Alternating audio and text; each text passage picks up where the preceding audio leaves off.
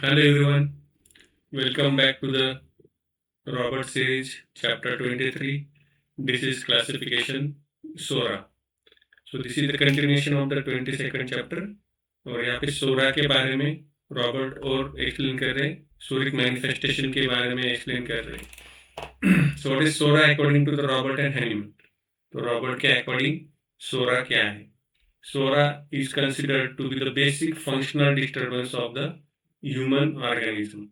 It's mainly affect the functions, sensitivity, nervous reactions, emotions, skin, digestion. Unlike the syphilitic miasm, Sora usually does not produce destruction or structural pathology in its pure form. तो सोरा अकेला जो है pure form में जो है वो destructive और structural level पे पैथोलॉजी नहीं क्रिएट करना, ये रॉबर्ट का सोरा के बारे में अंडरस्टैंडिंग है. Roberts repeatedly describe psora as the functional, hypersensitive, restless, reactive, emotional, itchy and dryness and relieved by the warmth and rest. तो रॉबर्ट ने ये सब रिपीटेडली सोरा के बारे में लिखा है. ये सारे वर्ड्स रिपीटेडली सोरा के बारे में रॉबर्ट यूज करते हैं कि psora is the functional disturbance, psora is hyper sensitive, restlessness is there, reactivity is there, emotional ज़्यादा होता है और इची और ड्राई स्किन होता है and relieved by the warmth and the rest. ये सोरा के बारे में बार बार रॉबर्ट लिखते हैं. So central characteristic of psora, desire to lie down and keep quiet. तो सोरा में वीकनेस बहुत ज़्यादा होता है और पेशेंट में लाई डाउन करने की इच्छा होती है और कीप क्वाइट शांत बैठना सोरा के पेशेंट को अच्छा लगता है. This is repeatedly emphasize the psoric patient become exhausted easily, wants rest, feels weak, is aggravated by the exertion, and improved by the warmth, sleep, rest, and quiet. So these are the basic characteristics of the Sora.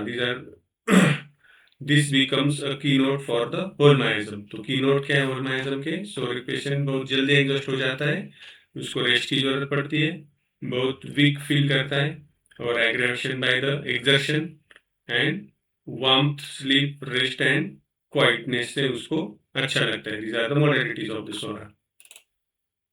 So important general features of the Sora. Feature क्या है? Functional disturbance means no major tissue destruction, over sensitivity, noise, light, smell, emotions इसके बारे में ज़्यादा sensitive होते हैं. Dryness, dryness of the skin, scalp, lips, mucous membranes. Then itching, persistent itching is the classic itching. ये बहुत prominent feature है psora का. Heat ameliorates, warmth generally relief, generally warm से रिलीफ होता है. इमोशनल एग्रेवेशन, इमोशंस एग्रेवेशंस जैसे कि fear, grief, anxiety, ये सिम्टम्स को एग्रेवेट करते हैं सोरिक पेशेंट के. रेस्टलेसनेस विथ वीकनेस, रेस्टलेस होता है बट वीकनेस भी होता है. तो देखो दो कॉन्ट्राडिक्टरी सिम्टम यहाँ पे हैं. Want rest but can not remain comfortable, this is a very purely psoric symptom. Hunger and cravings, constant desire for the food and the things. Desire एकदम कैनिंग हंगर होता है, क्रेविंग्स बहुत ज़्यादा होती है सोरिक पेशेंट में. Nervous reaction, reflex, spasmodic, emotional and spasmodic and emotional symptoms. तो nervous जो रिएक्शन है वो सोरिक पेशेंट में हम लोगों को जल्दी दिखते हैं. So these are the important general features of the psora. तो आगे जाके अलग अलग जो मैनिफेस्टेशन है उसके डिटेलिंग किया है रॉबर्ट ने जाके कि वर्टिगो ऑफ सोरा कैसा है. वर्टिगो कैसा है? Is aggravated from the motion, walking, rising suddenly, looking upward, emotional excitement and digestive disturbances leads to the vertigo. These are the conditions of the vertigo. or better by lying down, rest and quiet. जैसे कि ये common modality है rest and quiet and lying down psora के. तो अलग अलग जो manifestation है उसको और ज़्यादा डीपली एक्सप्लेन किया है. सोरिक हेडेक कैसे होता है देखो. Typical morning headache, increase as the sun rises, better after sunset. This is a classical homeopathic modality. So this is classical soric modality. Sun जैसे राइज होता है वैसे इंक्रीज हो जाता है हेडेक और better by the sunset. Features means का type of the pain कैसे होता है, throbbing with redness of the face and the frontal temporal और द पैराइटल हेडेक होता है. Better by sleep, rest, warmth and quiet. देखो common modalities यहाँ पर भी sleep, rest, warmth and quiet से हेडेक को बेटर होता है.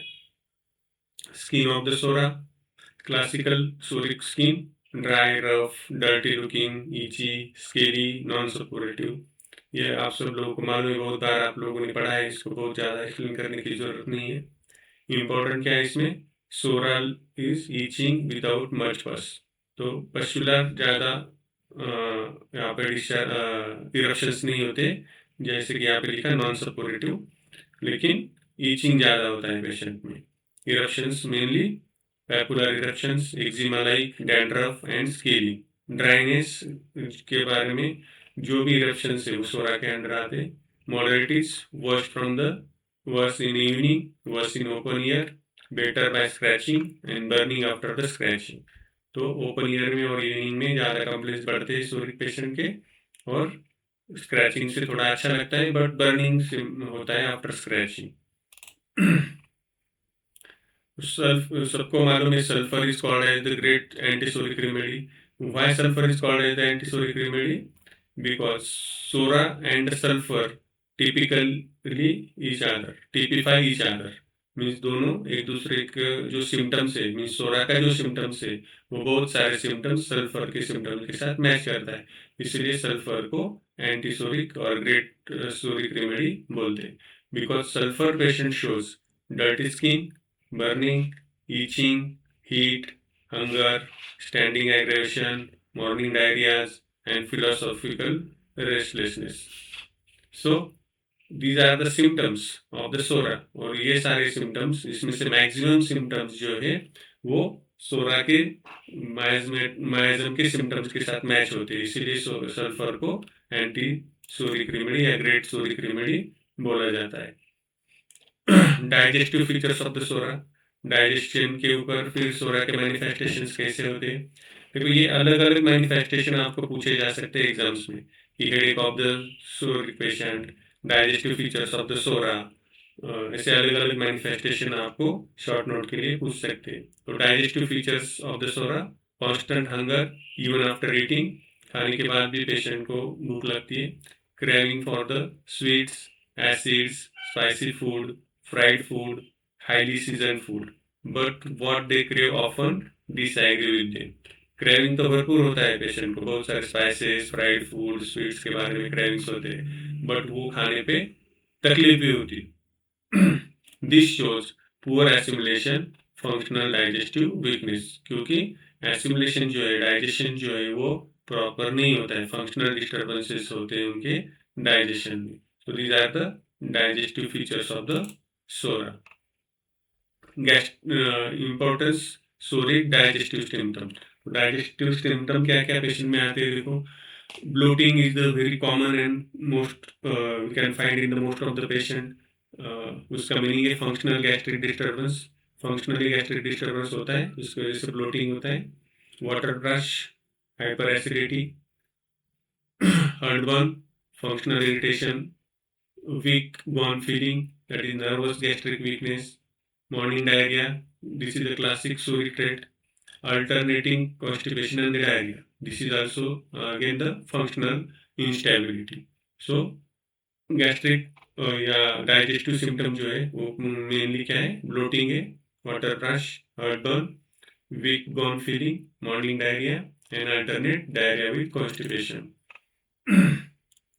Next is psora and emotions. तो अभी इमोशंस के ऊपर क्या क्या असर होता है सोरा का. Psora is highly affected by grief, sorrow, fear, anxiety, emotional disappointments. तो ये जो चीजें है, ग्रीफ है, सॉरो, ये जो इमोशंस है वो सोरा को जल्दी अफेक्ट करता है. रॉबर्ट इसको लिंक करते हैं migraine, gastric disturbances, palpitations, menstrual troubles, directly to the emotional influence. तो बहुत सारे इमोशनल इन्फ्लुएंस से हम लोग भी देखते हैं रेगुलर पेशेंट्स में कि कैसे माइग्रेन, गैस्ट्रिक जो डिस्टर्बेंसेस है, पाल्पिटेशन है, ये इमोशन से डायरेक्टली जुड़े हुए। So psora is equal to the hyper sensitive nervous emotional miasm. तो सोरा को रॉबर्ट ने क्या लिखा है? Hyper sensitive nervous emotional miasm के रूप में लिखा है। Next is heart symptom of the psora. Heart के क्या सिम्टम्स हैं? These are mostly functional, nervous and emotional. तो according to Robert, there is no pathological symptom, only the functional symptoms of the heart, like palpitation, anxiety, fear of death, sensation of band around the heart, rush of the blood, gas with palpitation. The patient constantly worries about the heart disease, checks the pulse repeatedly. But Robert says the psoriatic heart patient suffer much, but usually are not structurally dangerous.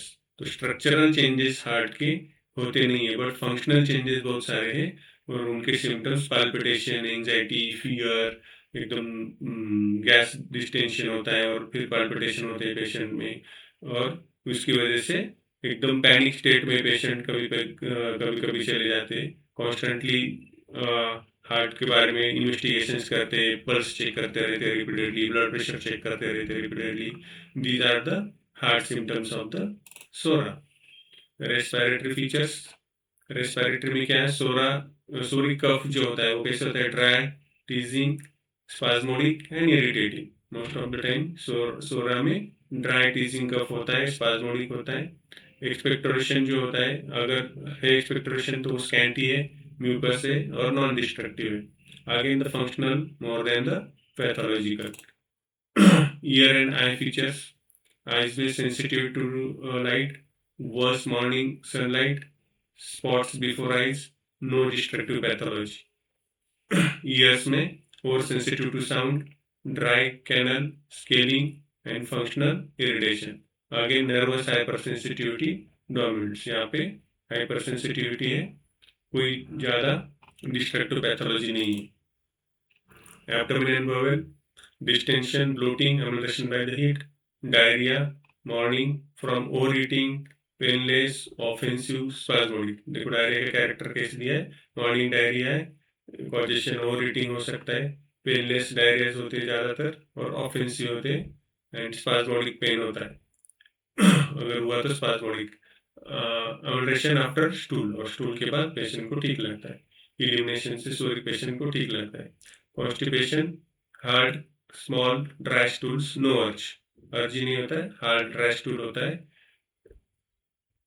Alternation of diarrhoea and constipation, most of the psoric patient में alternation of diarrhoea and constipation होता है। Urinary and sexual spare, वहाँ पे कौन कौन से manifestation है? Retention of urine when chilled, involuntary urination when sneezing, coughing, laughing. In women, functional disturbances like dysmenorrhea, amenorrhea, and emotional causes, grief, unhappy marriages was the symptoms. तो urinary इसमें involuntary जो urination है वो main symptom है psora का, sneezing, coughing, laughing के time पे।